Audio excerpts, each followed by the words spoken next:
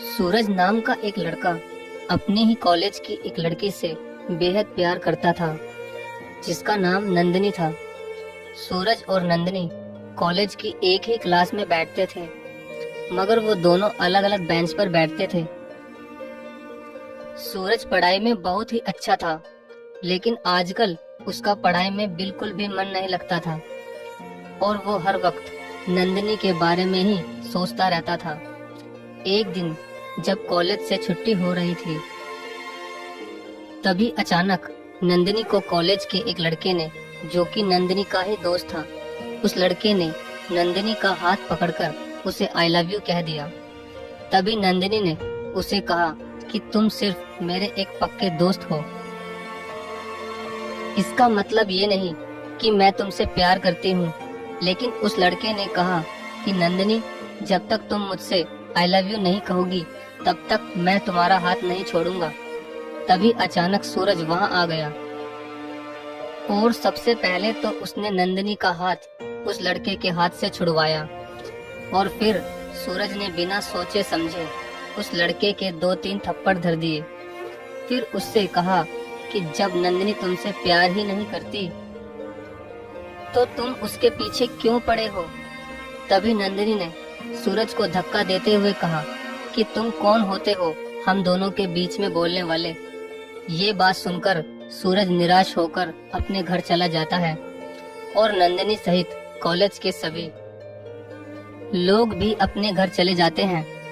घर जाकर जब नंदिनी सूरज के बारे में सोचती है, तब उसे एहसास होता है कि सूरज ने तो मेरी उस लड़के से हेल्प ही की है और मैंने उसे कितना भला बुरा कह दिया। तब नंदिनी सोचती है कि कल मैं कॉलेज में ही सूरज को सॉरी कह दूंगी और अगले दिन नंदिनी कॉलेज जाती है।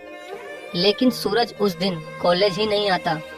क्लास में बैठी हुई नंदिनी सोचती है कि लगता है सूरज को मेरी बात का कुछ ज्यादा ही बुरा लग गया। तभी नंदिनी क्लास के एक लड़के से सूरज का फोन नंबर ले लेती है और घर जाकर सूरज को फोन करती है।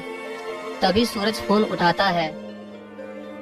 जैसे ही सूरज फोन पर हेलो करता है, वैसे ही नंदिनी पूछती है, क्या आप सूरज बोल रहे हो? मैं नंदिनी बोल रही हूँ। नंदिनी का नाम सुनते ही सूरज कहता है, हाँ मैं सूरज ही बोल रहा हूँ, लेकिन तुम्हें मेरा नंबर कहाँ से मिला? तभी नंदिनी कहती है, सूरज तुम्हारा नंबर मैंने तुम्हारी क्लास के एक दोस्त से लिया है और वो इसलिए क्योंकि मैं तुम्हें सॉरी कहना चाहती हूँ। तभी सूरज कहता है, नंदिनी तुम मुझसे सॉरी क्यों कहना चाहती हो? तब नंदिनी कहती है, वो सूरज, मैंने कॉलेज में तुम्हें उल्टा सीधा कहा और तुम्हें धक्का भी दिया, जबकि तुमने मेरे भले के लिए ही मेरी हेल्प की थी। इसलिए मैं तुम्हें अभी सॉरी कहती हूँ। प्लीज मुझे माफ कर दो सूरज। तभी सूरज कहता है कि नंदिनी, इसमें तुम्हारी कोई भी गलती नहीं है, सारी गलती मेरी ही है। मुझे तुम दोनों दोस्तों के बीच में नहीं आना चाहिए था। हाँ, अगर मैं भी तुम्हारा दोस्त होता तब मुझे तुम्हारे बीच में बोलने का पूरा हक होता। तभी नंदिनी कहती है कि सूरज, तुम तो मेरे लिए एक दोस्त से भी बढ़कर हो, क्योंकि उस वक्त तुम्हारे सिवा और किसी ने भी मेरी हेल्प नहीं की और वैसे भी वो लड़का बहुत दिनों से मुझे प्रपोज करने के लिए मेरे पीछे पड़ा था।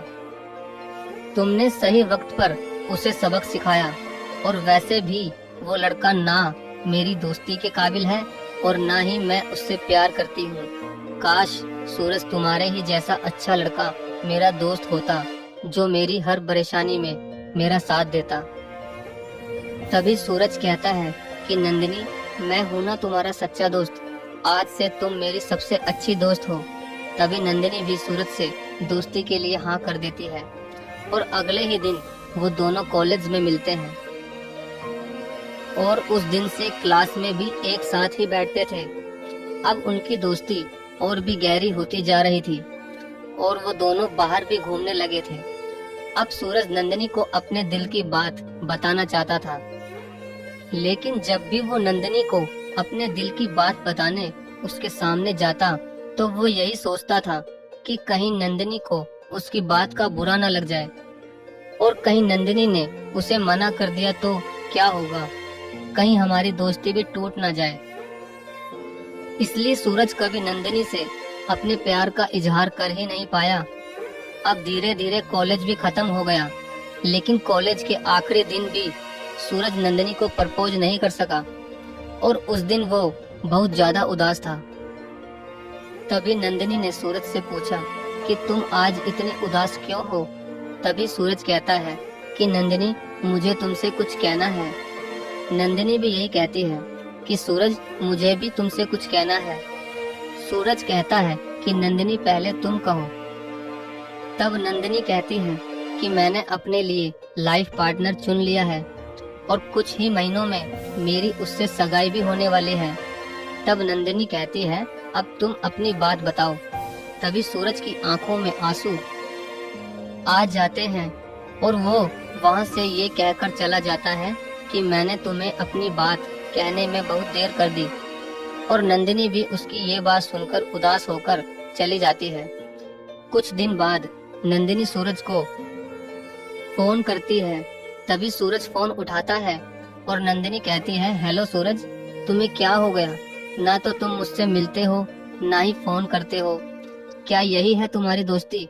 कुछ महीनों में मेरी सगाई है, सारा काम तुम्हें ही तो करना है। तभी सूरज कहता है, सॉरी नंदिनी, मैं तुम्हारी सगाई में नहीं आ सकता क्योंकि मेरी जॉब शहर से बहुत दूर लग गई है और अगले हफ्ते ही मुझे वहाँ जाना होगा। ये कहकर सूरज फोन काट देता है। तब अगले ही दिन नंदिनी सूरज के घर पहुँच जाती है।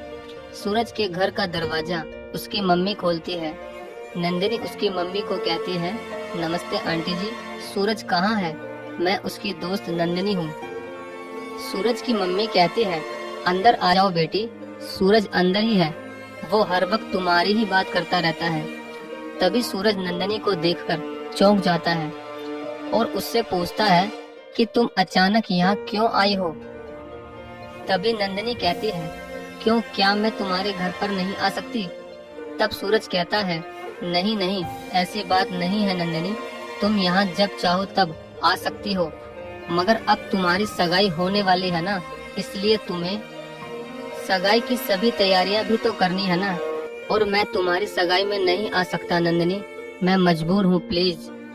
तभी नंदिनी कहती है कि सगाई की तैयारियां तुम्हें ही करनी होगी सूरज, क्योंकि अगर तुम ही सगाई में नहीं आओगे तो मैं सगाई किससे करूंगी? ये बात सुनकर सूरज के होश उड़ जाते हैं और नंदिनी से दोबारा पूछता है कि नंदिनी, तुमने क्या कहा, जरा दोबारा कहना। तब नंदिनी कहती है कि हाँ सूरज, मेरी सगाई तुमसे ही हो रही है। तुमने तो मुझसे प्यार का इजहार किया ही नहीं, लेकिन तुम्हारी आंखों में मुझे हर वक्त प्यार ही नजर आता था। बस मैं तुम्हारे आई लव यू कहने का ही इंतजार कर रही थी, लेकिन तुमने मुझसे कभी कुछ नहीं कहा। मगर मैंने तुम्हारे बारे में अपने पापा मम्मी को बता दिया और उन्हें ये भी कहा कि मैं भी सूरज से बहुत प्यार करती हूँ और ये सगाई का प्लान भी मेरे पापा का ही है। वो मुझसे बहुत प्यार करते हैं, उन्होंने मेरी खुशी के लिए ही ये सगाई फिक्स की है। अब बस तुम्हारी हाँ का ही इंतजार है सूरज।